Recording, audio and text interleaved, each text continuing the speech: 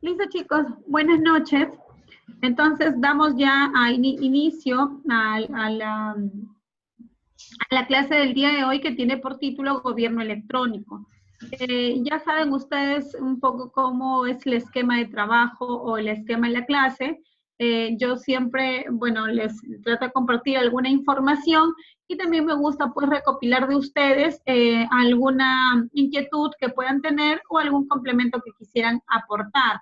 Así es que yo les voy a agradecer bastante que utilicemos el tema del chat, porque siempre lo estoy leyendo y estoy pendiente de lo que ustedes me puedan poner en el chat, ¿ya? Entonces, para poder iniciar, sí, ya me confirman por ahí que sí me están escuchando y que también tienen acceso al material, ¿verdad? Listo. A ver, chicos, el día de ayer... Ok, el día de ayer tuvimos una pequeña introducción de gobierno electrónico. Ustedes recordarán que escuchamos un audio, un spot publicitario elaborado en el año 2013 con la finalidad de dar un acercamiento de información respecto de los avances hasta el 2013 de lo que en el Perú había significado el gobierno electrónico. Lorena, un servicio. Creo que hay otro audio que está activado o todo está ok. Ya lo desactivé. Ah, ok. Listo. Ya. Perfecto. Entonces, les comentaba pues que este spot publicitario realizado en el 2013 nos daba pues cierta información respecto a lo que había sido el gobierno electrónico en el Perú desde el año 2001, más o menos, que en realidad es el año en el que se crea por primera vez el portal del Estado peruano y además se promueve ya la masificación del Internet en el Perú. Este es el año, por decirlo así, de partida, porque en este año, pues, el Estado peruano asume el compromiso de poder masificar el uso del Internet. Es por eso que existen convenios, existe la oportunidad de que ingresen nuevas empresas a poder brindarnos este servicio del Internet, ¿cierto? Ustedes saben que hoy por hoy el Internet viene a ser una herramienta bastante importante que nos permite a todos los ciudadanos y al Estado también poder interactuar y poder, en el caso del Estado, brindar mejores servicios a los ciudadanos. Entonces, recordando el tema del video del día de ayer, les decía pues que en el año 2001 tuvimos la creación del Estado, del Estado peruano, el portal del Estado peruano, y en el año 2002 se crea la Ley de Transparencia y Acceso a la Información Pública, que también estuvo ligado a este tema de gobierno electrónico. Acordándonos, los que estuvieron atentos el día de ayer en esta pequeña charla de introducción, podrán acordarse que desde el año 2001 en adelante, hasta el año 2013, que hicimos el recuento del día de ayer, existieron varias pautas en todos los años que marcaron, digamos, grandes avances en el tema del gobierno electrónico. Ya es en el año 2003 que se crea la Oficina Nacional de Gobierno Electrónico e Informática, el famoso ONGEI, ¿ok? En el año 2003. ¿Qué es entonces el ONGEI? Es el ente rector del gobierno electrónico, ¿sí? En el año 2003 es que se crea esta oficina con la finalidad, pues, de que se generen políticas públicas, políticas del Estado con la finalidad de tener un gobierno electrónico moderno. Como parte de estas gestiones, de estas políticas públicas, la intención es que el Estado utilice las tecnologías de la información para poder brindar a los ciudadanos mejores servicios. Es parte de este gobierno electrónico, como parte de este funcionamiento, es que en el año 2005, como bien lo advirtió ayer uno de sus compañeros, se crea el Sistema Electrónico de Adquisiciones y Contrataciones con el Estado, el famoso SEACE, en el año 2005. Como ustedes sabrán, el SEACE es una plataforma que permite definitivamente interactuar entre los administrados y las entidades públicas de forma tal que puedan participar de las contrataciones del Estado, de las compras públicas que realiza el Estado, ¿cierto? Esa plataforma se inició en el año 2005 con su primera versión, pasando luego a su segunda y tercera, ahora nos encontramos en la versión 3.0 del SEACE, ¿sí? Obviamente, cuando el SEACE fue creado, definitivamente aquellos logísticos que trabajaron en ese entonces no me dejarán mentir de que era una plataforma bastante deficiente, ¿verdad? Que teníamos muchos inconvenientes para colgar los registros. Ustedes se imaginan que las más de 2.000 entidades públicas que existen a nivel nacional puedan colgar sus procesos de selección, porque la convocatoria se realiza de manera pública, de manera electrónica, es decir, a través de la plataforma ICEAS. Entonces, ustedes se imaginan que más de 2.000 entidades públicas cuelguen, aunque sea un solo proceso simultáneamente todas esas entidades. Este sistema, esta plataforma colapsaba en muchos casos. Y no solamente el tema de la convocatoria de los procesos y las bases, sino que conforme fue avanzando también, de acuerdo a la norma, no solamente se debía colgar las bases, sino también debía publicarse las consultas, las observaciones, el pliego de consultas, el pliego de observaciones, la integración de las bases.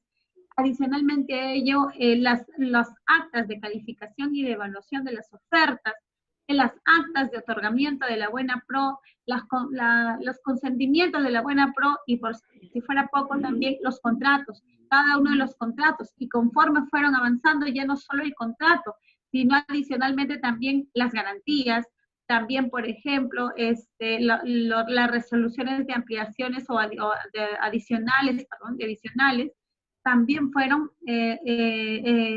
siendo exigidas que sean publicadas en la plataforma del SEACE. ¿Ya? Entonces, imagínense, pues, cuánto camino tenemos, no más de 10 años de la plataforma del SEACE. Después de conversar un poco más del gobierno electrónico, ya vamos a hablar propiamente de este sistema electrónico de adquisiciones y contrataciones con el Estado, el famoso SEACE. Luego, por ejemplo, también en el año 2006 se aprueban las estrategias justamente que el Perú adoptaría para un gobierno electrónico, creándose también el portal de servicios al ciudadano y empresas, ¿no? Como les repito, justamente la finalidad de este gobierno electrónico es que todas las entidades públicas hagan uso de esas tecnologías de la información en favor de los ciudadanos y de las empresas. Después, como otro dato importante, por ejemplo, tenemos que en el año 2007 se crea el sistema de portales municipales, es decir, que se les obliga pues a todas las municipalidades a tener un portal que pueda interactuar con los usuarios, ¿ya? También, como otra información importante, ya en el año 2009 y en el año 2011 se crean normas sobre interoperatividad, y además también se aprueban normas respecto a estándares de accesibilidad a las páginas web. En el año 2010 tenemos la creación del portal de transparencia estándar, y en el año 2012 cambiamos un poco la mirada del gobierno electrónico hacia el gobierno digital, ¿no?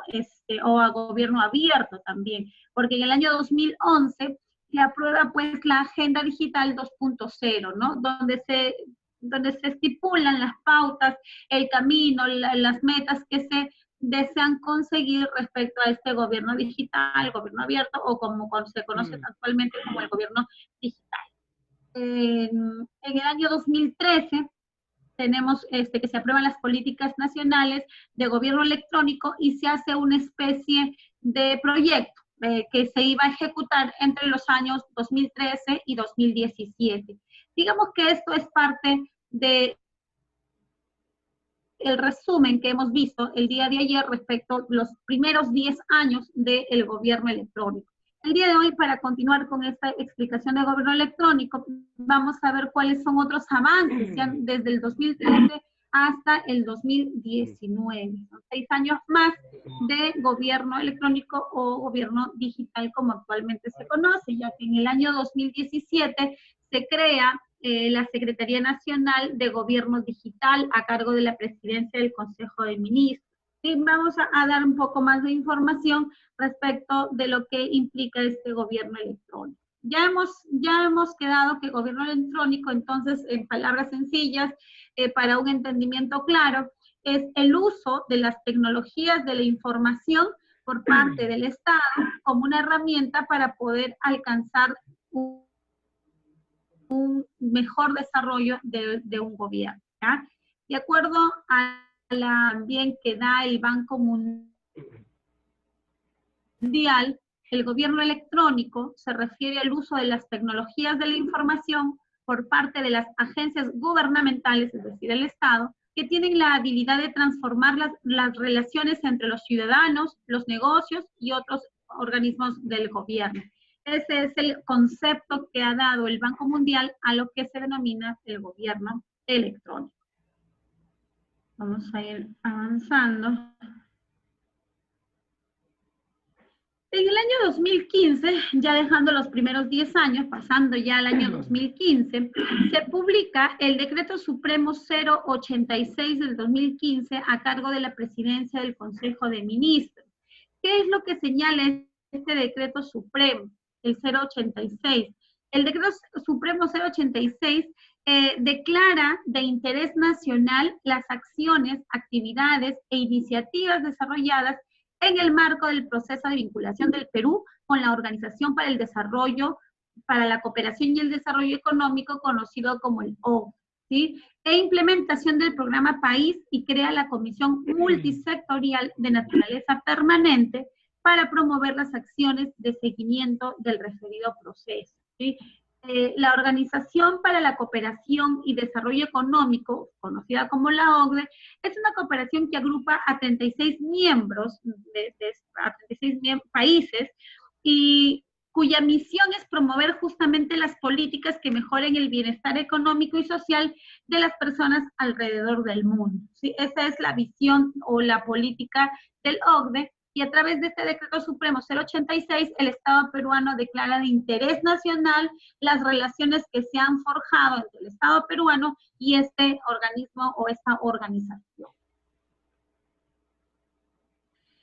En el año 2018, hace poco, justamente en un reporte dado por la OCDE, reporte de secretarios generales para los ministros 2008, reportan ciertas actividades. Dentro de esas actividades que reportadas justamente para los ministros, señalan que un objetivo debe ser prepararnos para la transformación digital. Y en la siguiente diapositiva vamos a ver que la transformación digital corresponde en una regulación digital, es decir, la regulación legal que puede existir del uso de la información, acompañado de una seguridad digital, es decir, la seguridad de datos en la información del entorno digital. También el tema conocido como la innovación, competencias digitales e infraestructura digital referido a la conectividad. Es decir, pues la transformación digital busca que todo el Estado peruano, a nivel de todas sus regiones, provincias, distritos, estemos en competencia para poder transformar nuestro gobierno a un gobierno digital. Ahora, ¿qué tan cercano estamos de conseguirlo? Es por allí un poco cuestionable, ¿no? Porque conocemos que nuestro país es un país pluricultural, multicultural, y que tenemos zonas muy alejadas donde pues apenas conocen el uso del Internet. Bueno, el Estado peruano se ha propuesto que este Internet o que este gobierno electrónico sea capaz de poder llegar a todos y cada uno de nosotros. El OCDE también ha realizado algunas recomendaciones en materia de gobierno digital. Vamos a borrar estas cosas que están por aquí. Las recomendaciones dadas por el OCDE en materia de gobierno digital son establecer el gobierno digital en el corazón de la reforma del sector público. O sea, lo que se plantea es que exista una reforma en el sector público y que este gobierno electrónico sea el corazón de esta reforma, es decir, sea lo central. Asegurar además el liderazgo para una gobernanza, gestión y planificación más sólida. Otra recomendación es lograr la digitalización usando un enfoque coherente e integrado a nivel de todo el país. Y finalmente, allanar el camino hacia un sector público movido por datos. Como vemos, es una transformación digital del Estado peruano, y esa transformación viene acompañada de un paquete normativo, ¿sí?, que justamente aportan o apoyan esta transformación digital. aquí en este material se les ha consignado ya los paquetes normativos desde el año 2016 al año 2018, que justamente incentivan la transformación digital del Estado. Tenemos, por ejemplo, el Decreto Supremo 033 del 2018, igual de la Presidencia del Consejo de Ministros, que señala, pues, la creación del rol líder digital. Este Decreto Supremo crea la plataforma digital única del Estado peruano y además se establecen disposiciones adicionales para el desarrollo del gobierno digital. En este Decreto Supremo se señala que las entidades públicas deben nombrar un líder digital que debe ser un miembro del gabinete de asesoramiento del titular del pliego, justamente para poder favorecer la transformación digital del Estado. Adicionalmente, también la resolución ministerial número 119 del 2008, también de la PCM, regula la creación del Comité del Gobierno Digital. En esta resolución se señala que las entidades públicas deben instalar un comité de gobierno digital que incorpora al titular del pliego, al líder digital, que señalamos en el cuadro anterior, al responsable de recursos humanos, al responsable de atención al ciudadano y al oficial de seguridad digital. Eso es lo que plantea esta creación, esta resolución ministerial que crea el Comité de Gobierno Digital. Tenemos también, como les decía, esta resolución ministerial dispone la creación de un comité de gobierno digital en cada una de las entidades de la administración pública.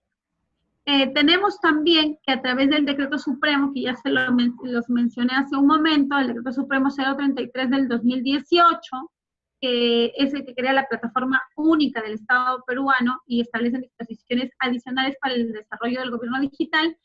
Este Decreto Supremo también señala que las entidades públicas deben incorporar sus portales a gov.p para orientar mejor a los ciudadanos e implementar servicios digitales. Todas las plataformas sean transportadas a un portal único del ciudadano. Es decir, que a través de este portal gov.p los ciudadanos puedan tener acceso exclusivamente a todas las entidades públicas del Estado. Ese es el proyecto de la transformación digital del Estado. Obviamente, esta transferencia debe ser gradual para poder conseguir, pues, ya el 2023, me parece que es el planteamiento, que podamos ya utilizar una plataforma digital única.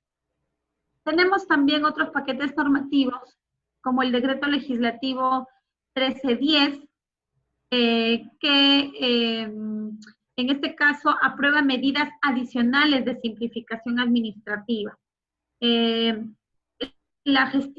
Nos menciona o nos hace referencia a la gestión documental para la eficiencia del Estado. Es decir, señala que las entidades públicas deben implementar un modelo de gestión documental para garantizar la trazabilidad de los trámites, reducir tiempos y ahorro papel. Es lo que normalmente, o me imagino que muchos de ustedes habrán escuchado, el famoso cero papel o papel cero, ¿no? Es lo que está pretendiendo este decreto legislativo, que que los trámites sean conocidos de una trazabilidad tal que reduzcamos tanto tiempos como el ahorro del papel. La interoperabilidad para la simplificación administrativa está regulada en el decreto legislativo 1246. Este decreto legislativo aprueba también diversas medidas de simplificación administrativa, en complemento al decreto legislativo 1310. Es decir, es un complemento. El complemento de este decreto legislativo 1246 es el decreto legislativo 1310. En este decreto legislativo se señala que las entidades públicas deben interoperar a fin de simplificar los procesos internos en la gestión pública y mejorar el servicio al ciudadano. También tenemos el Decreto Supremo 050 del año 2018, también de la Presidencia del Consejo de Ministros, que nos regula la seguridad digital y datos abiertos, así como los datos espaciales para los ciudadanos. Y en este Decreto Supremo se está establece que las entidades públicas deben garantizar la seguridad digital de sus servicios y la apertura de sus datos para asegurar un entorno confiable para los ciudadanos. Esto es entonces un paquete legislativo desde el año 2016 al año 2018 con la finalidad de poder. Entonces, se debe entender que la transformación digital del Estado debe ser un tema estratégico y no solamente un tema técnico. Vamos a ver por aquí también que de acuerdo a estadísticas, pues, y la fuente que se ha revelado, en todo caso, a través del Banco Interamericano del Desarrollo, del BID, se señala que el costo operativo de prestar un trámite digital es 95% más económico que el costo operativo de un trámite presencial. Entonces, imagínense el ahorro económico que podría significar para el Estado peruano que todos los trámites se realicen de manera digital. Obviamente que para poder lograr este trámite, esa transformación digital, también se necesita de inversión, porque necesitamos buenas máquinas, necesitamos un buen internet, de una banda ancha, que nos permita, pues, justamente hacer la transferencia de datos. Tenemos otro decreto, el decreto legislativo 1412, que es el decreto legislativo que aprueba la ley del gobierno digital. Existe una transformación, como les mencioné hace un momento, ya no del gobierno electrónico del que empezamos a hablar en el año 2001, sino de un gobierno digital, haciendo pues según esta transformación digital del sector público, dice que se requiere medir el progreso de los gobiernos en su evolución del gobierno electrónico hacia el gobierno digital, haciendo, según el OCDE, acuérdense que el OCDE era la Organización para la Cooperación y Desarrollo Económico, ha señalado que existen ciertas diferencias entre el gobierno electrónico y lo que es el gobierno digital. El gobierno electrónico se entiende que solo es el uso de las tecnologías de la información y comunicación, y en particular el Internet, como herramienta para conseguir un mejor gobierno. Y sin embargo, en mejoría de este gobierno electrónico, se tiene el gobierno digital, cuyo concepto es que el uso de las tecnologías digitales como parte integral de las estrategias de modernización de los gobiernos para crear valor público. Fíjense que de acuerdo a la diapositiva anterior se explicó, de acuerdo a informaciones brindadas por el Banco Interamericano de Desarrollo, que definitivamente el costo de generar un trámite digital es mucho menor que hacer un trámite presencial. Entonces, por eso se habla ya de crear un valor público. Tenemos también aquí en qué consiste ya la ley del gobierno digital. Se tiene pues que la gobernanza para el gobierno digital implica que se tenga una identidad digital, por ello es que todas las entidades públicas apuntan a esta identidad digital.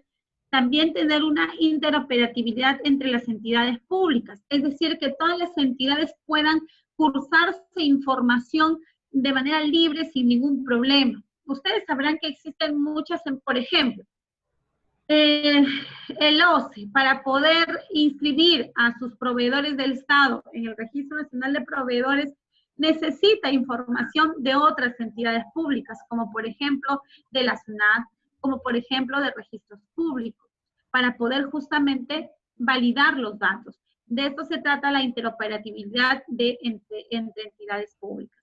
También se entiende que este gobierno digital debe tener una seguridad digital, protección de estos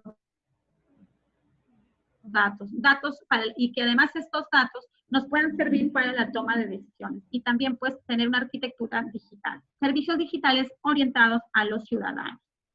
Aquí tenemos este decreto legislativo, el 1412, que aprueba la ley del gobierno digital, ¿sí? Y tenemos como objetivos del gobierno digital asegurar una adecuada identificación de las personas empleando la identidad digital como un medio que facilita el empleo de servicios digitales, garantizar la interoperabilidad entre entidades públicas para simplificar los procesos, generando ahorro al Estado y a los ciudadanos, establecer también un sólido centro de seguridad digital en el Estado que garantice la protección de los datos y la construcción de una identidad digital para los ciudadanos. Ampliar la plataforma gov.p en todas las entidades públicas para mayor transparencia y rendición de cuentas. Digitalizar los servicios públicos más demandados en los eventos de vida de los ciudadanos. Esas son algunas de los objetivos que se plantea el gobierno digital. Finalmente, podemos señalar que de acuerdo a la Oficina Nacional o a la Secretaría Nacional de Gobierno Digital, se señala que al año 2030 todos los ciudadanos deberíamos mejorar la calidad de vida mediante el aprovechamiento de las tecnologías digitales desplegadas justamente de un Estado digital. Esto es lo que tenemos como resumen, digámoslo así. Ok, esto es como un resumen de lo que tenemos pues como gobierno digital. ¿Y por qué es importante conversar de este gobierno digital? Porque justamente vamos a conversar de las contrataciones electrónicas. Entonces, de aquí nace, o de aquí parte esta iniciativa del año 2015, la creación, pues, 2005, la creación, pues, de la plataforma digital Sistema Electrónico de Adquisiciones y Contrataciones con el Estado. Antes de empezar a conversar sobre esta plataforma, me gustaría, por ejemplo, preguntarles a ustedes qué software o qué aplicación conocen ustedes de alguna entidad pública donde se utilicen tecnologías de la información para que el Estado pueda brindar servicios a los ciudadanos. A ver, pregunta.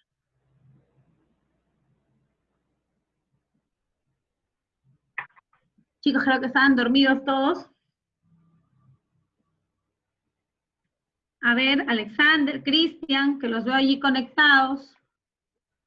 Bueno, Rosa dijo el SEACE, claro, allí está el SEACE. El CIAF, bien, Cristian. El SIGA. ¿Qué otro más? A ver, tenemos muchísimos.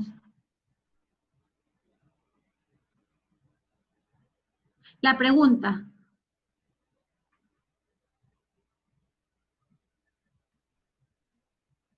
El de rentas, o sea, te refieres a la SUNAT, por ejemplo. La SUNAT tiene bastantes, utiliza las tecnologías de la información para permitir a sus usuarios, por ejemplo, poder emitir recibos electrónicos, hacer sus declaraciones de impuestos a la renta o otros impuestos a través también de formularios virtuales. ¿Sí? Eso es parte también del gobierno electrónico. ¿Sí? ¿Qué otra entidad conocen ustedes que utilice justamente estas tecnologías de la información? El SPB. ¿Qué es los ministerios? Por ejemplo, la RNIEC también. Ahora podemos sacar las consultas en línea, registros públicos, bien Alexander, SUNAR, ¿no es cierto? Ahora podemos, por ejemplo, tramitar una copia literal de manera virtual. Podemos tener acceso, por ejemplo, a una búsqueda de predios a través de el Internet también. Podemos, el ASBS, el Indecopi, exactamente, ¿no? O sea, vemos cómo todos los ministerios y todas las entidades pueden o han ido accediendo a los medios electrónicos para poder justamente brindar mejores servicios, ¿no? La firma electrónica, exactamente. Eso es lo que se está tratando de avanzar en este gobierno electrónico. Aquí también les tengo, por ejemplo, alguna información respecto a cómo ha ido avanzando el gobierno electrónico. Dice, el tema es que el usuario debe estar organizado. Sí, pues. Miren, por ejemplo, en el año 2016 se puso a disposición de todas las entidades públicas del Poder Ejecutivo, de manera gratuita, la información referida a identificación de estado civil, antecedentes penales, antecedentes judiciales, antecedentes policiales, la red de grados y títulos, vigencias de poderes y designación de representantes legales y titularidad o dominio sobre bienes registrados. Dicha norma, el decreto legislativo 1246, que lo hemos mencionado, prohíbe que las entidades puedan exigir a los ciudadanos la información que puedan obtener directamente mediante la interoperabilidad. O sea, fíjense ustedes, esta interoperabilidad no solamente reduce el costo del tiempo, sino también reduce el costo económico del administrado. ¿Qué quiere decir? Anteriormente, vamos a imaginar en el tema de OCE, yo como OCE quería identificar que un proveedor del Estado, por ejemplo, una persona jurídica, el que esté pidiéndome la inscripción sea el representante legal. ¿Qué es lo que desea presentar? La copia legalizada de su vigencia de poder. Podía también pedirle de repente para acreditar al personal, podía pedirle sus grados y sus títulos, ¿verdad? A través de este decreto legislativo, el 1246, queda expresamente prohibido que las entidades públicas puedan solicitar y exigir a los ciudadanos información que puedan obtener directamente mediante la interoperabilidad. Entonces, por ejemplo, diría en este caso, señores OCE, si ustedes pueden verificar a través de la interoperabilidad que yo soy el representante legal de esta empresa, entonces no es necesario que me soliciten una vigencia de poder porque ese trámite encarece lo que esté realizando. También, por ejemplo, el tema de los grados y los títulos, ¿ven? Entonces, como la interoperabilidad también es un ahorro tanto en tiempo como en dinero para los administrados y también para la entidad, porque ya no se llena de papeles, no se usa exactamente la habilitación profesional. La habilitación profesional. En Rosa, la habilitación profesional, bueno, hay algunos colegios que ya están en línea también y están habilitados para poder verificar esta habilitación porque la pueden visualizar de manera electrónica, ¿verdad? También podría ser. Ahora, en Corlat aún no. Estamos hablando de instituciones públicas del Estado, ¿no? Que Corral es el colegio de administradores, ¿verdad? Ah, ya todavía no pueden ver. Bueno, es que depende mucho de la infraestructura también, de la infraestructura que tengan, del software, ¿no? Por ejemplo, en el Colegio de Abogados de la Libertad, sí, actualmente hay que reconocer la gestión ahora último, por ejemplo, se puede realizar la habilitación, se puede solicitar la habilitación solo por internet, se pueden hacer pagos inmediatamente a través también de la página web, se pueden solicitar los certificados, etcétera, ¿no? Es cuestión, acuérdense que también es una cuestión de gestión, ¿no? Entonces, yo me imagino que también se están haciendo las gestiones para poder, pues, ir de la mano con esta interoperabilidad. A ver, me dice Cristian, las notarías públicas tienen sistema que está interconectado con SUNAT. También, por ejemplo, ¿no? No solamente con SUNAT, sino también con SUNAT.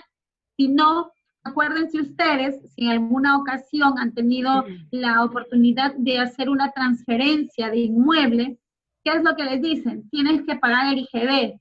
Pero uno dice, no, pero no pago el IGB, lo pago después, porque es un tributo que debo pagar en la SUNAT. Pero, por ejemplo, inmediatamente cuando se hace transferencia, las notarías arrojan una alerta a la SUNAT y la SUNAT también le arroja una alerta a las notarías de que no puede realizarse el trámite en tanto no se acredite el pago del impuesto general de las rentas. Entonces, por ejemplo, es interconectado, ¿no? Esa es la información, la interoperabilidad de los datos, ¿ya? También tenemos, por ejemplo, vamos por acá, también tenía una información interesante. Por ejemplo, también, ¿no? El Banco de la Nación, también, que es el Banco del Estado, pues con apoyo y asistencia técnica de la Presidencia del Consejo de Ministros, implementó el Págalo.p, que permite al ciudadano pagar en línea hasta 121 tasas de procedimientos administrativos pertenecientes a 12 entidades públicas del Estado. ¿Cuáles son esas entidades? La RENIEC. Quiero tramitar mi copia o mi duplicado de mi DNI, puedo hacer el pago en línea a través del Págalo.p, que es el de Banco de la Nación. También de la Oficina de Migraciones, ¿verdad? También el Ministerio de Transportes y Comunicaciones, el Ministerio de Trabajo, la Policía Nacional, el Poder Judicial y el OCE también. Cuando nosotros necesitamos hacer un trámite ante el OCE, el Registro Nacional de Proveedores, podemos pagar a través del págalo.p, ¿no? Todas estas implementaciones se deben justamente a lo que se denomina el gobierno digital, ¿ya? Las 121 tasas que se pueden pagar a través de págalo.p corresponden al 72% de las transacciones de las ventanillas del Banco de la Nación vinculadas al pago de tasas de procedimientos administrativos.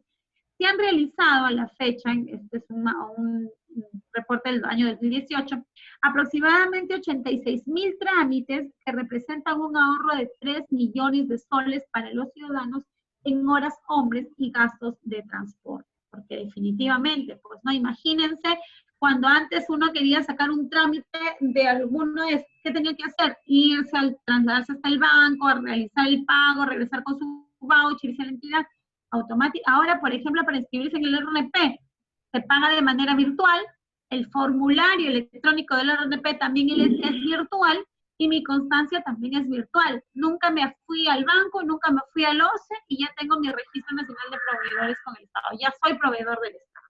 ¿Sí?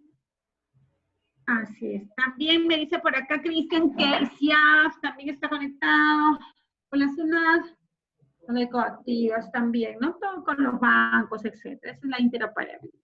Recuerden que apuntamos hacia la idea de cero papel. Y es el travieso que está rayando por ahí el material.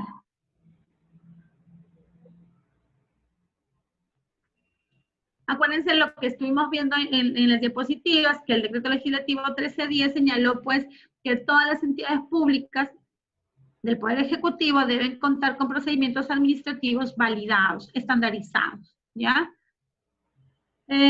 También tenemos, a ver, por aquí, la plataforma única o la plataforma digital única, gov.p. Mediante el Decreto Supremo el 033, que ya le hemos hablado, que crea la plataforma digital única del Estado peruano para orientación al ciudadano, gov.p, que permite a los ciudadanos acceder a información y servicios del Estado de forma clara, simple y efectiva. Esta plataforma digital tiene información de 214 trámites con TUPAC relacionados, a 57 servicios prestados en exclusividad por el Estado y 119 páginas informativas de orientación para el ciudadano. Esta información se relaciona a las necesidades de identidad, es decir, partidas de nacimiento, identidad, partidas de DNI, partidas de matrimonio, partidas de divorcio, etc., ¿no? También tienen que ver con el tema salud, por ejemplo, la atención de un centro médico a través de las citas en líneas, etc. ¿Sí? La plataforma gov.p ha tenido más de 1 millón de visitas y está planificada, según estas etapas del despliegue, estará a cargo de la Secretaría de Gobierno Digital de la PSE, ¿ya? Sobre la base de 12 trámites principales para los ciudadanos, la digitalización de los servicios generaría un ahorro aproximado de 34 millones de soles para las entidades que ofrecen estos 12 trámites. Entonces, eso pues, en resumen, lo que configuraría el de Estado digital, ¿ya? Recuerdan que cuando nosotros estuvimos hablando del Decreto Supremo 033, en el que mencionamos que las entidades deberían designar dentro de la entidad pública un líder nacional de gobierno digital que debería asesorar al gabinete del titular de la entidad, pues justamente los artículos, pues justamente los artículos 8 y 9, a ver, me dice que está congelada con... Aquí están las normas de las que hemos estado hablando, sí las pueden ver allí, ¿no es cierto? Justamente los artículos 8 y 9 del Decreto Supremo 033 del 2018 establecen que la Secretaría de Gobierno Digital será la líder nacional del gobierno digital y además exige pues a todas las entidades del Estado que nombren pues a un líder institucional del gobierno digital que será parte del gabinete de asesoramiento del titular de pie. Estos entonces los avances que constituyen el resumen de la plataforma para el cumplimiento de los estándares exigidos por la Organización para la Cooperación y Desarrollo Económico, la famosa OCDE, en materia de gobierno digital y los indicadores de medición de la Organización de las Naciones Unidas en términos de digitalización del Estado. Ok, listo, chicos. ¿Alguna pregunta, algún comentario de repente de ustedes también que quieran aportar a este tema de la digitalización? Es interesante, ¿verdad? Es interesante definitivamente ver cómo desde nuestra día a día, desde nuestras actuaciones diarias, cómo el uso de las tecnologías de la información han hecho de nuestra vida una vida mucho más ágil, mucho más eficiente, ¿verdad? Nos ahorramos tiempo en hacer una transferencia electrónica, nos ahorramos tiempo en hacer el pago de una tasa, nos ahorramos tiempo en emitir, por ejemplo, un recibo electrónico, en hacer una declaración jurada, en sacar una constancia, etcétera, ¿verdad? Así es. El avance lo mide justamente la Secretaría Nacional de Gobierno Digital a cargo de la PCM. Él es el ente, en este caso, la ONGI, que también es conocida como la Oficina Nacional de Gobierno Electrónico, y que es el ente rector del Sistema Nacional de Gobierno Electrónico e Informática, ¿ya? Además, recuerden que estamos siendo acompañados, en el caso de los reportes o las conclusiones, las reporta el OCDE, que es la Organización para la Cooperación y Desarrollo Económico. Tenemos en la página de la plataforma del PCM, tenemos una plataforma, vamos a ver, voy a ver si podemos acceder, ¿sí? Acá estamos. Tenemos esta plataforma, no sé si ustedes la pueden ver, que nos habla de la Secretaría Nacional del Gobierno Digital, ¿no? Esta secretaría es la responsable de formular, proponer políticas nacionales, normas, lineamientos y estrategias en materia informática y de gobierno electrónico. Asimismo, brinda asistencia técnica en la implementación de procesos de tecnologías para la modernización en coordinación con la Secretaría de Gestión Pública, ¿ya? Entonces, esto es lo que tenemos respecto del gobierno electrónico. Así es.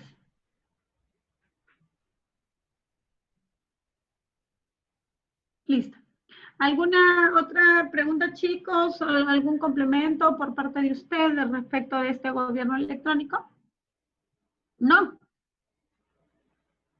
Ok. Igual pueden tomar nota de estos dispositivos legales que son importantes para poder conocer, pues, la regulación legal en cuanto a la transformación digital del Estado, ¿no? En su mayor, bueno, hemos hecho, pues, un recuento desde el año 2013, ¿no? Y estas normas ya solamente son del año 2018 y 2017 que regulan este tema de la transformación digital del Estado, ¿ya? Entonces, habiendo terminado este tema del gobierno electrónico y sabiendo su importancia, vamos a pasar a trabajar un poco de lo que se trata, a ver,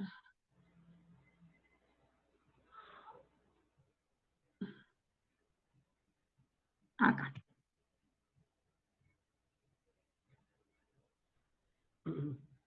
¿Sí? Quisiera saber, por favor, a ver, voy a leerlos. Quisiera, por favor, si todos pueden visualizar en la pantalla el título de la nueva diapositiva que dice Sistema Electrónico de Contrataciones del Estado. ¿Sí? Perfecto. Ya, listo, chicos. Entonces, siguiendo ya la línea de este gobierno electrónico, por ejemplo, nos vamos a poner a estudiar esta plataforma que utiliza justamente software, que utiliza programas para poder hacer interactuar a las entidades públicas, a las más de 3.000 entidades públicas que tenemos en el Estado peruano y a los más de cuántos millones de proveedores del Estado que participan en las contrataciones públicas, ¿sí? Entonces, vamos primero, antes de hablar de registro, antes de hablar de cómo se convoca un proceso, vamos primero a entender qué es este sistema electrónico. Para empezar, a veces las personas, el ciudadano común, el ciudadano de a pie, confunde el tema del SEACE con el OCE, ¿no? O sea, automáticamente dice SEACE es el OCE. El SEACE no es el OCE, ¿ok? Hay que tener claro eso.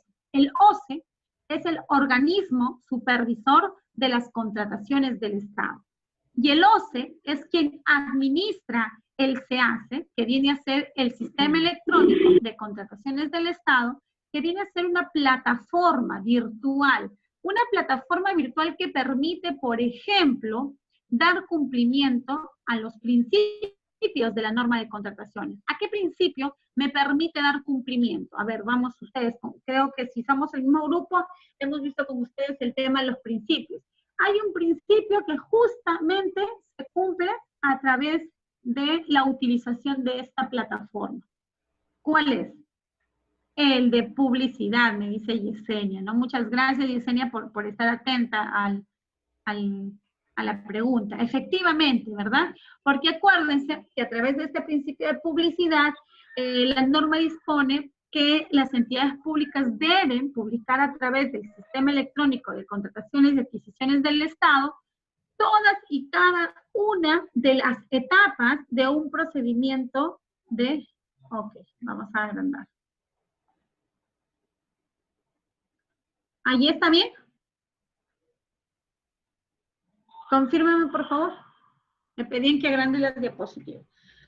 Entonces, todas y cada una de las etapas de los procedimientos de selección. Acuérdense que hemos dicho que las etapas de un procedimiento de selección son tres. Las actuaciones preparatorias, el proceso de selección en sí y la ejecución contractual.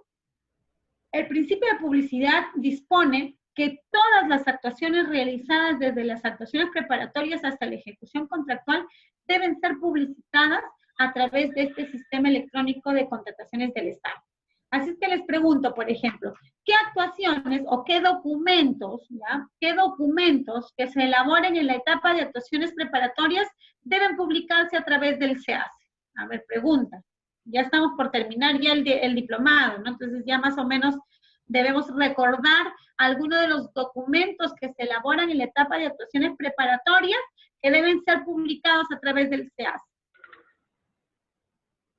Cristian me dice, por ejemplo, la aprobación del expediente de contratación, ¿sí? Yesenia me dice el plan anual de contrataciones, perfecto. Yesenia es la base, ¿verdad? Es lo primero, porque es nuestra partida de nacimiento, con eso arrancamos.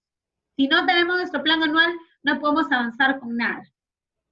Me dice Yesenia también el resumen ejecutivo, correcto, es un documento también que se elabora en la etapa de actuaciones preparatorias y que debe ser publicado conjuntamente con la convocatoria. Cristian por aquí me dice la designación del comité, efectivamente. Vamos a ver en la clase, si no es el día de hoy, es el día martes, vamos a ver que cuando empecemos a publicar un procedimiento en la ficha, una información que también pide la plataforma es justamente los datos del comité. De tal forma que nosotros vamos a poder conocer quién es el comité a cargo de un procedimiento de selección, justamente por el tema de la transparencia de la información. Rosa me menciona las bases, correcto. También las bases que es elaborada por el comité o por el órgano encargado deben ser publicadas a través de la plataforma del SEACE. También la aprobación de las mismas, ¿cierto? Si es cierto, no se publica el documento en sí, pero sí se publica el número de la resolución que aprueba las bases. Antonio me dice el expediente de contratación. Y yo les pregunto a ustedes, ¿qué es el expediente? Ya que lo mencionan, ¿qué es el expediente de contratación?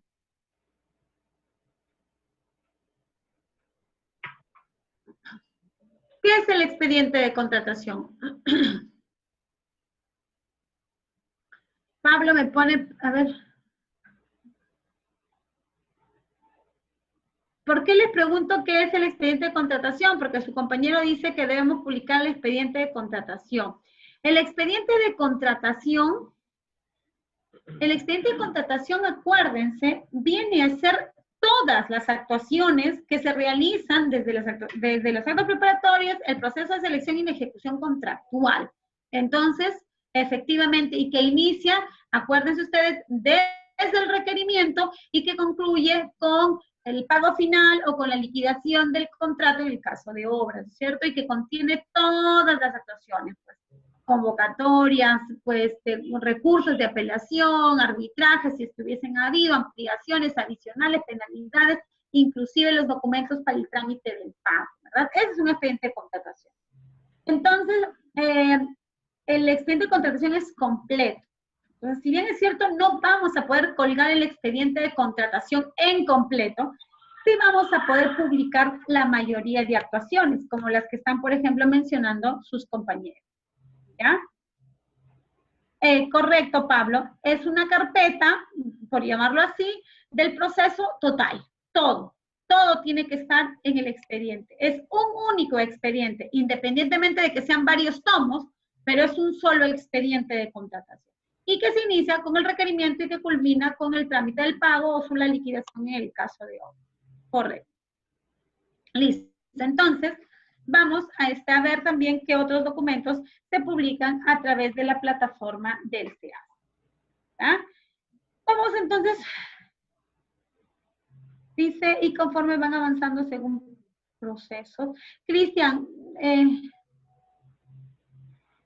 le llamo carpeta top. Me dice Pablo, yo le llamo carpeta top, dice, ¿no? Porque tiene todo. Está bien, nosotros en el término logístico lo conocemos como el nombre de expediente de contratación. Correcto. Listo, entonces vamos avanzando en las diapositivas del sistema electrónico.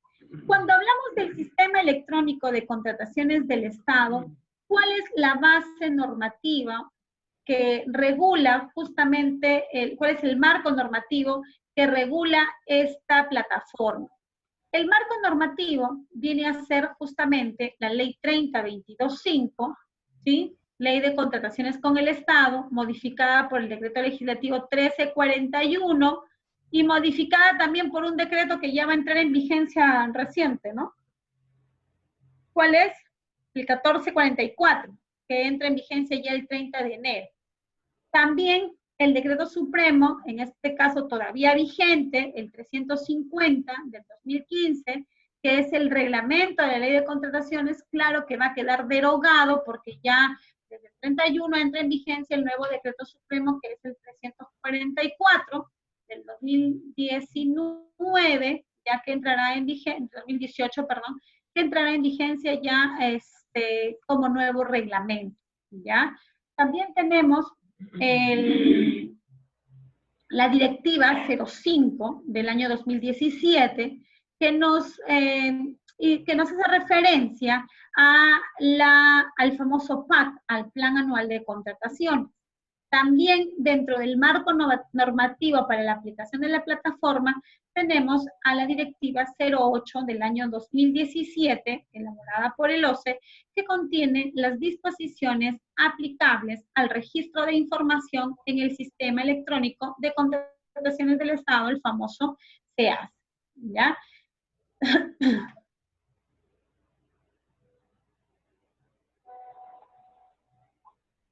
Ok. ¿Cuál es el objetivo del SEACE? ¿Cuál es el objetivo de esta plataforma? El SEACE en realidad está o es vista como una fuente de información, ¿correcto? Que además de registro y seguimiento de los procesos de contratación pública a un nivel básico, en lo que va a propiciar mayores conocimientos y difusión de todos los procesos de contratación que realicen las instituciones públicas, justamente por lo que les mencionaba, ¿verdad? Bajo los principios de la contratación pública contenidos en la norma. Entonces, es justamente la fuente de información que va a servir, pues, de interacción entre las entidades públicas y los ciudadanos o los administrados. Es básicamente información.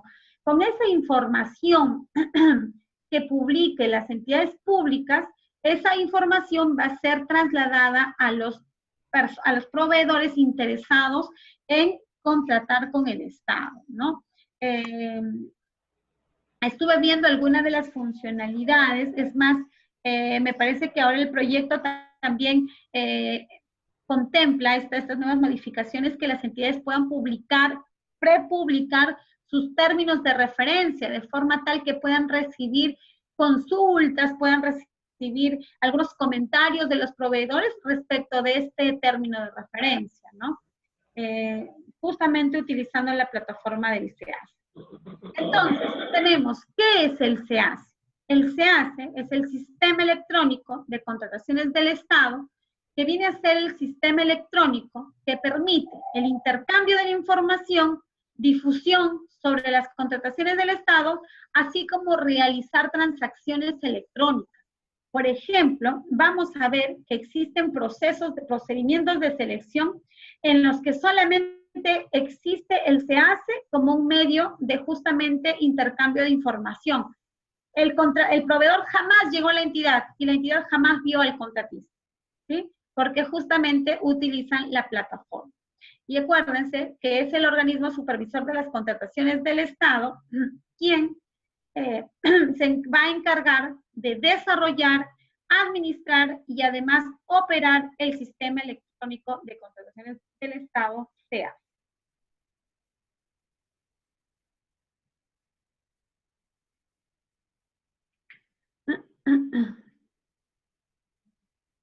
Listo. El registro de la información. De acuerdo a lo que establece el reglamento de la Ley de Contrataciones, la información que se registre en el SEACE debe ser idéntica a la información que se tiene como documento final para la realización de cualquier acto en el proceso de contratación.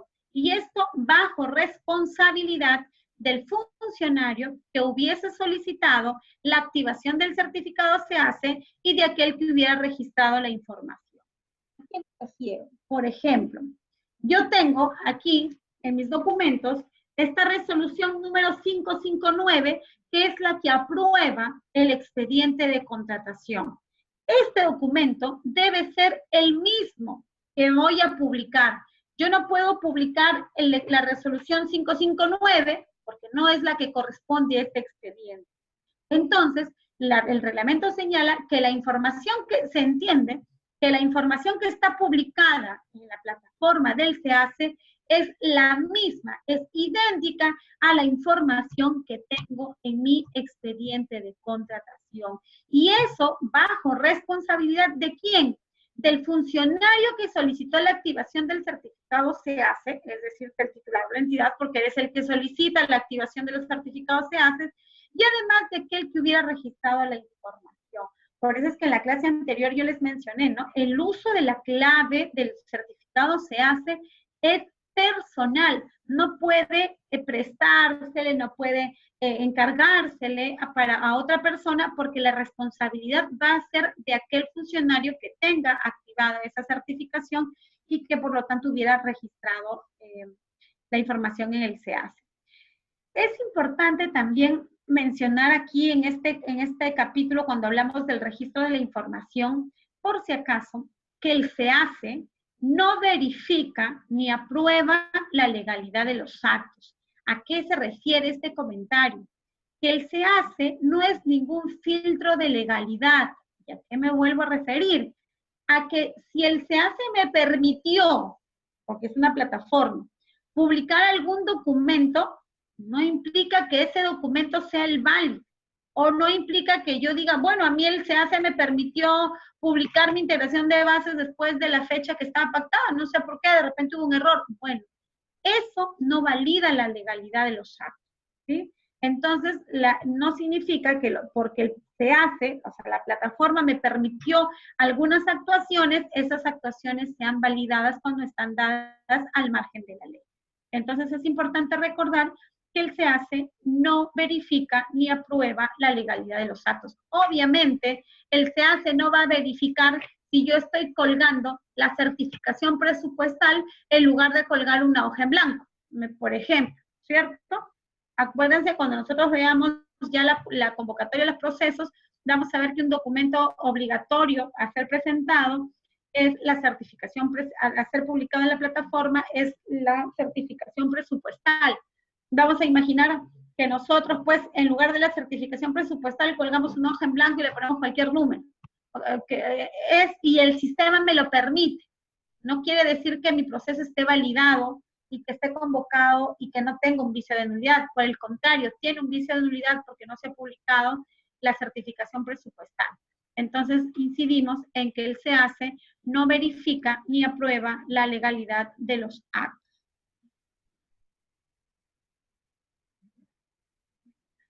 En cuanto al catálogo, es importante mencionar que en la plataforma del SEACE se utiliza el famoso catálogo único de bienes y servicios, servicios y obras, el famoso CUPSO. No sé si alguna vez lo han escuchado.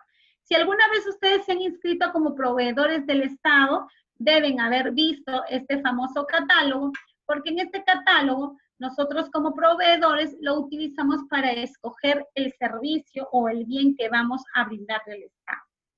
El reglamento señala que las entidades del Estado deben usar este catálogo para la programación de las contrataciones en el PAC, es decir, en el Plan Anual de Contrataciones, y la convocatoria de procedimientos de selección en el SEACE. Y además, los proveedores del Estado deben usar este catálogo para la inscripción y la renovación en el Registro Nacional de Proveedores. ¿Y qué es el catálogo único de bienes y servicios, servicios y obras? En realidad es un catálogo donde nos muestran una serie en el caso de las entidades, una serie de bienes y está conformado por unos códigos, de tal forma que yo debo conocer cuál es el código que le corresponde a lo que estoy comprando. Cada contratación debe ir enlazada a un código que esté en este catálogo. ¿Y cómo se realiza este enlace? Lo vamos a ver cuando empecemos a hacer la convocatoria de un proceso. Los voy a invitar a escuchar con atención este video, el cual nos va a explicar un poco en qué consiste este catálogo único de bienes, servicios y obras, ¿sí? Para los que ya se cansaron de escucharme, ahora para una cuestión más entretenida, vamos a escuchar entonces un video pequeño de unos 8 o 10 minutos en el que vamos a escuchar qué es justamente este catálogo único de bienes, servicios y obras. Los invito, por favor, a escuchar con atención, a tomar nota para poder realizar luego del video cualquier consulta, ¿sí? Y me confirman también si es que lo pueden visualizar, por favor.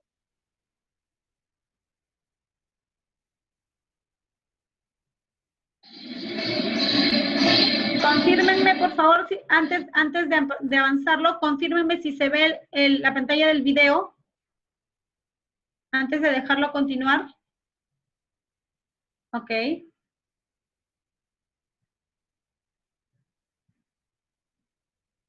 ¿Ahora? Ok. ¿Sí? Perfecto. Entonces lo escuchamos, por favor.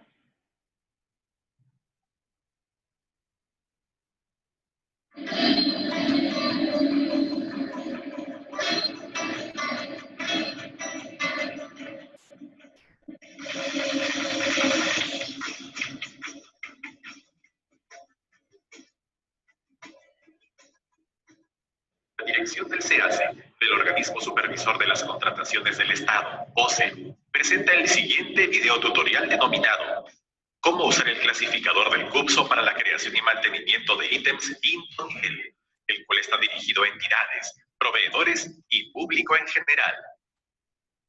Para recordar, para registrar sus contrataciones en la programación del PAC y convocatoria de procedimientos de selección en el SEACE, debe seleccionar el código CUPSO, cuyo título coincida exactamente, o en su defecto, el que guarde mayor relación con el bien, servicio, obra o consultoría de obra requerida.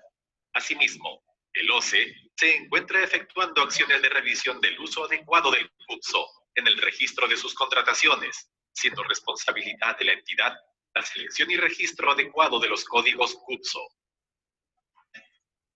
¿Cuál es la estructura del código CUPSO? El código CUPSO está compuesto por 5 niveles: segmento, familia, clase, commodity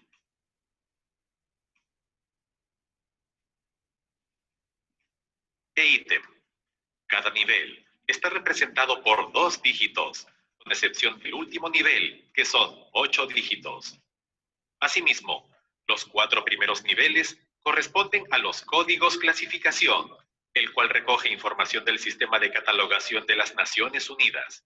El último nivel, al código de identificación que describe a mayor nivel de detalle al bien, servicios, obra y consultoría de obra. Se muestran los 5 niveles de clasificación del código CUPSO.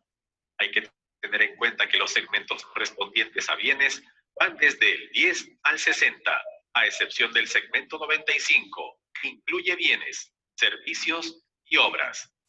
Asimismo, desde el segmento 70 al 95 corresponde a servicios, obras y consultoría de obras. ¿Qué pasa si no encuentro un código CUPSO adecuado? En caso no exista un código idóneo en el CUPSO para seleccionarlo a su contratación, sea en la programación del PAC o en la convocatoria de los procedimientos de contratación en el SEACE, se debe solicitar su creación a través del módulo CUPSO del SEACE. ¿Cómo realizo mi creación de solicitud?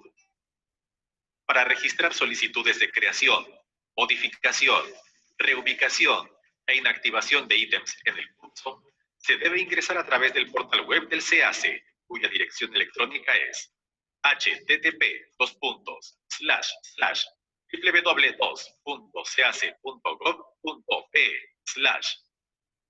Cabe precisar que para acceder al módulo CUPSO, deberá contar con el perfil operador CUPSO. En caso que no cuente con dicho perfil, podrá solicitarlo a través de una remisión del formulario oficial de solicitud de asignación, actualización y desactivación del certificado SEACE, el cual se encuentra publicado en la página web del OCE. ¿Cómo realizo mi creación de solicitud?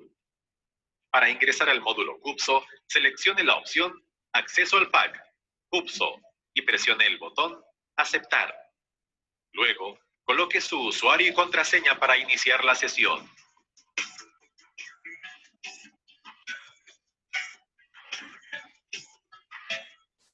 El módulo CUPSO cuenta con 2 submenús: el de consultas al catálogo, donde se busca elementos del CUPSO, y el de solicitudes, donde podrán solicitar la creación, modificación, reubicación e inactivación de ítems en el CUPSO.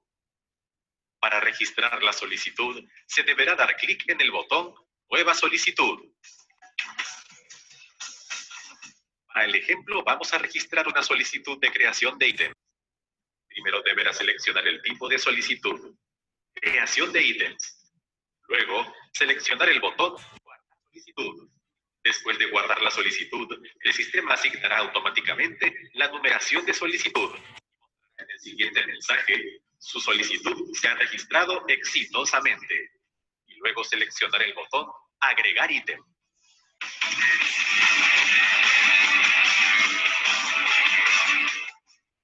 Al seleccionar el botón Creación de ítems, se mostrará la pantalla de ítems de la solicitud de creación, donde se registrarán los siguientes campos: tipo de ítem, código clasificador, título de ítem, unidad de medida, descripción del bien, servicio, obra o consultoría de obra, y sinónimo.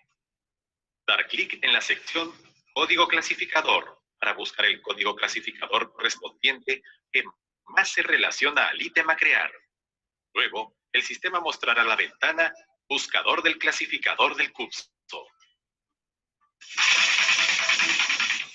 ¿Cómo identificar mi código CUPSO clasificador adecuado para mi creación? Al seleccionar el código clasificador, se ha observado varios errores, ya que se seleccionan códigos clasificadores que no corresponden con el objeto de la contratación. Esto lleva a que no se cree de manera adecuada y se rechace su solicitud. Se debe buscar el código CUPSO más idóneo. Si no lo hubiera, se crea. Al momento de crear, se debe tener cuidado al elegir el código clasificador, observando el segmento, familia, clase y commodity, tiene relación con mi objeto de contratación. Ejemplo 1. Si desea crear el producto alcachofa entera, el cual es un alimento, debo seleccionar el segmento 50, que corresponde a alimentos. Y a partir de ahí, realizar mi búsqueda más específica del clasificador adecuado. 50. Alimentos, bebidas y productos de tabaco. 50-40. Verduras frescas. 50-40-15. Alcachofas. 50-40-15-01. Alcachofas Brittany. Una vez escogido de manera adecuada el código clasificador, se procede a colocar la descripción del ítem a crear. Para el ejemplo, es alcachofa entera. Para este mismo ejemplo, ha sucedido que se ha escogido un código clasificador inadecuado del segmento 55, que corresponde a normas técnicas peruanas, el cual no tiene relación con lo requerido. 55. Productos publicados. 5510. Medios impresos. 551015. Publicaciones impresas. 55101530. Libro de código. 55101530 00290671 NTP 209.451 2005 Alcachofas. Ejemplo 2. Si desea crear el producto tubo de drenaje Penrose de media pulgada por 18, el cual es un tubo de uso médico, debo seleccionar el segmento 42, que corresponde a equipos, accesorios y suministros médicos. Y a partir de ahí, realizar mi búsqueda más específica del clasificador adecuado. 42. Equipos, accesorios y suministros médicos. 4229. Productos quirúrgicos. 422954. Suministros quirúrgicos auxiliares. 42295453. Drenajes quirúrgicos, sets o accesorios. Una vez escogido de manera adecuada el código clasificador, se procede a colocar la descripción del ítem a crear. Para el ejemplo, es tubo de drenaje Penrose de media pulgada por 18. Para este mismo ejemplo, ha sucedido que se ha escogido un código clasificador inadecuado del segmento 40, que corresponde a tubos de uso industrial, el cual no tiene relación con lo requerido. 40. Componentes, equipos y sistemas de acondicionamiento y de distribución. 4017. Fittings de tubería o sistema de tuberías para tubería. 401716. Sistema de tuberías y tubería industrial. 40171601. Tubería de acero carbón industrial soldada. 0033-6419. Tubo de acero corrugado de 36 pulgadas para drenaje pluvial.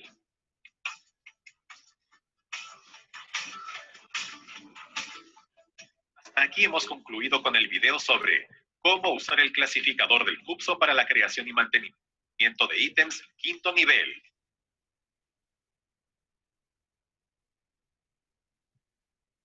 En caso de tener alguna consulta relacionada al catálogo único de bienes, servicios y obras CUPSO,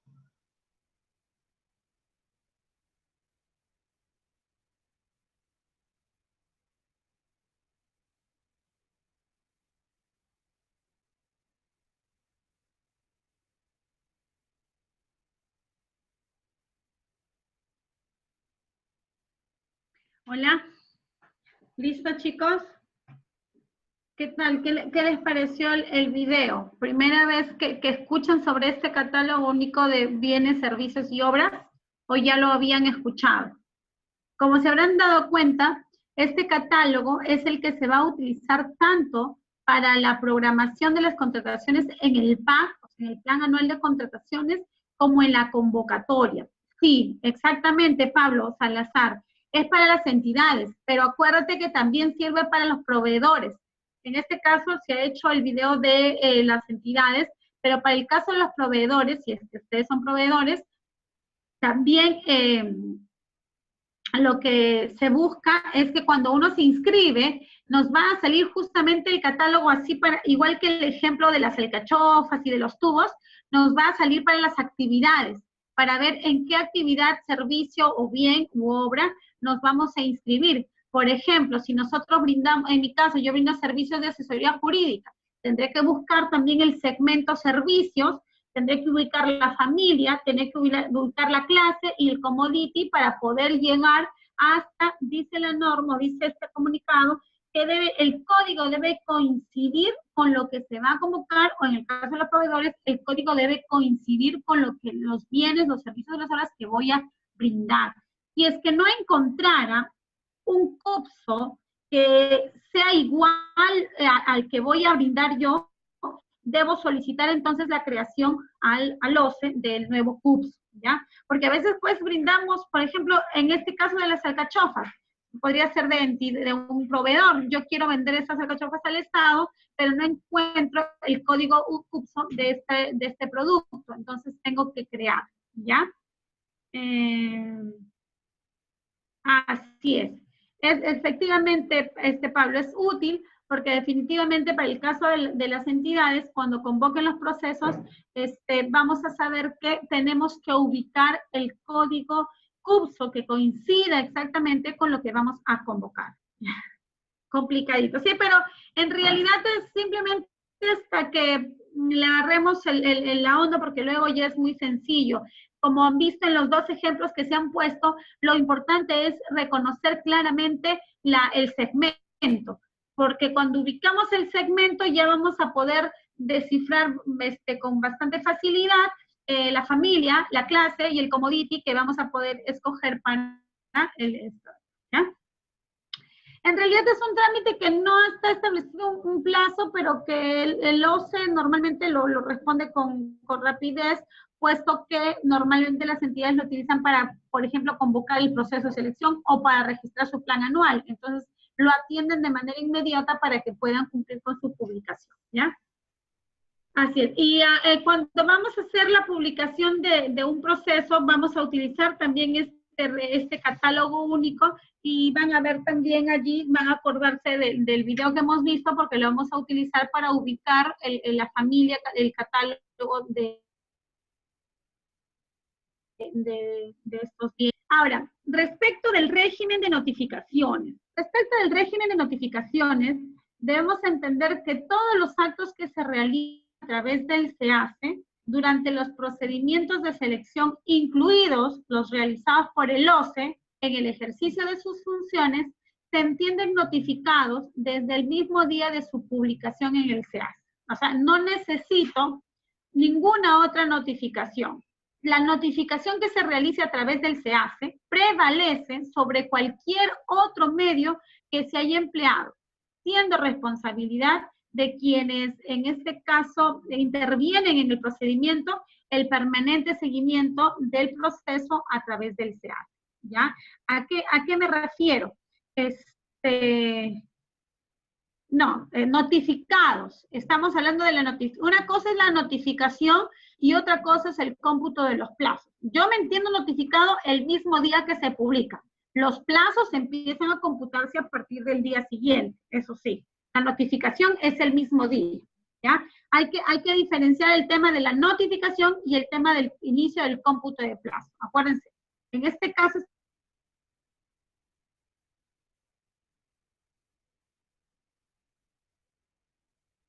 en el otorgamiento de la buena pro y hoy día yo me doy por notificado. Por lo tanto, desde mañana, que es el día siguiente hábil, empieza a computarse, por ejemplo, los plazos para la presentación de, en este caso, el recurso de apelación, ¿ya? Entonces, todos los actos, así es, la notifica el mismo día del consentimiento, es decir, el mismo día que se publica, ¿ya?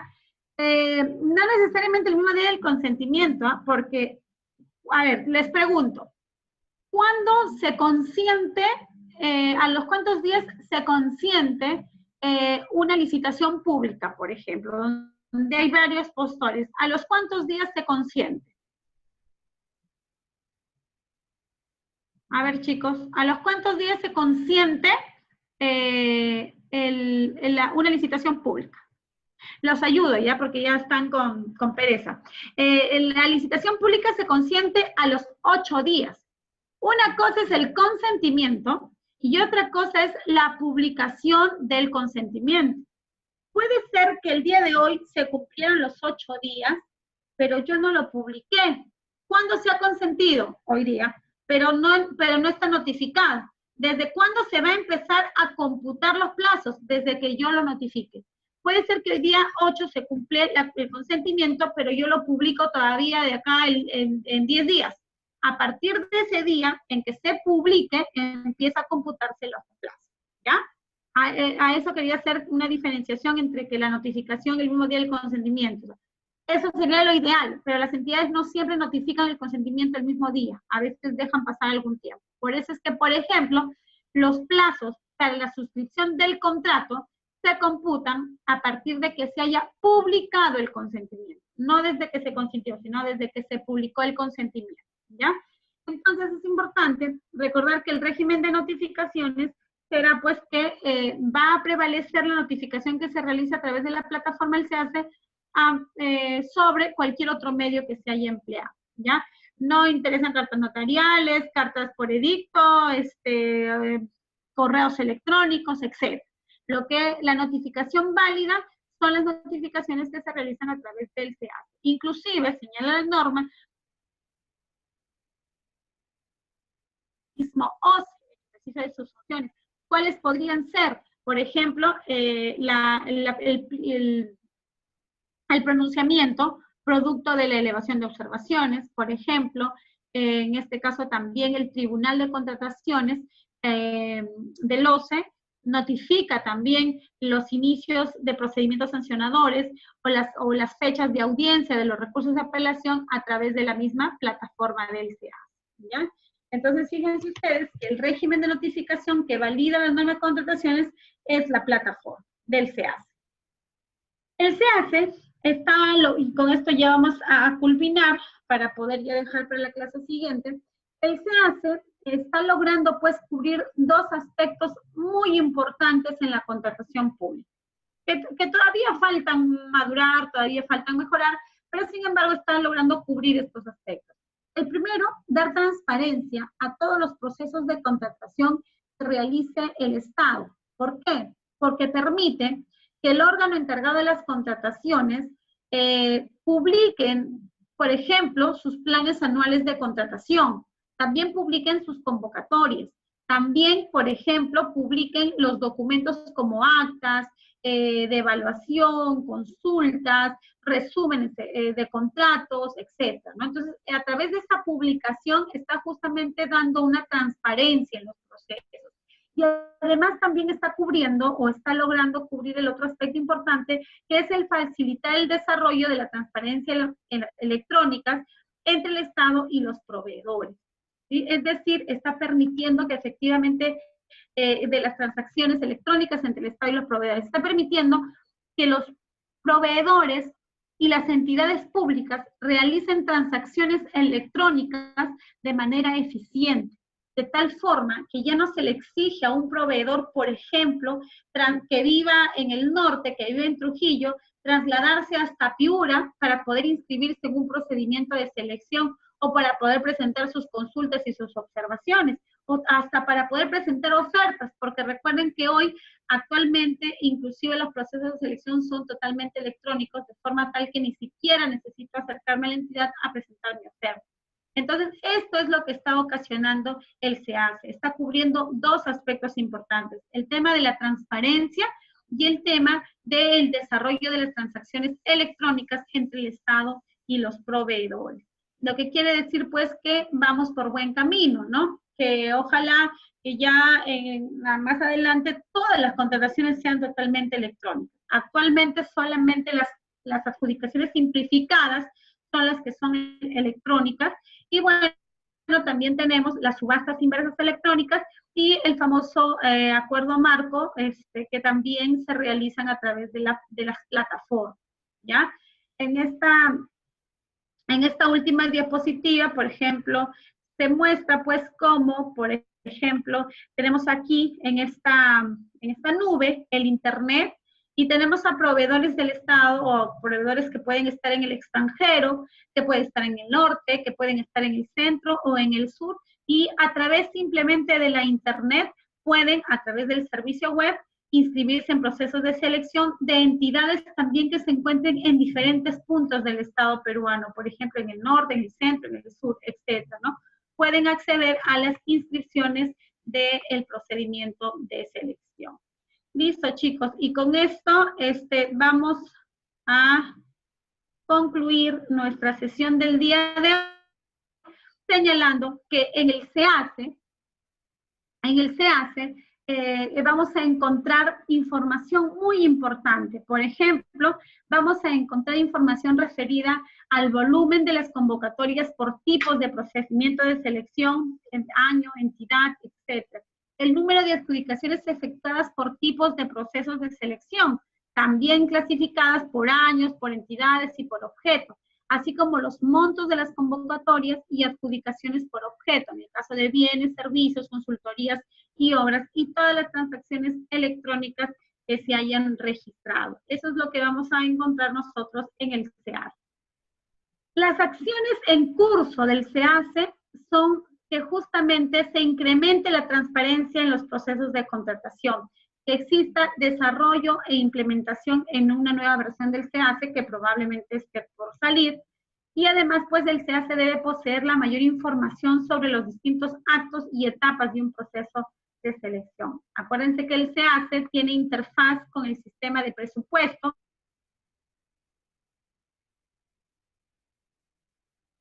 el sistema SIABA, el Banco de la Nación, la SUNAT, SUNAR, PRONIEC y otros.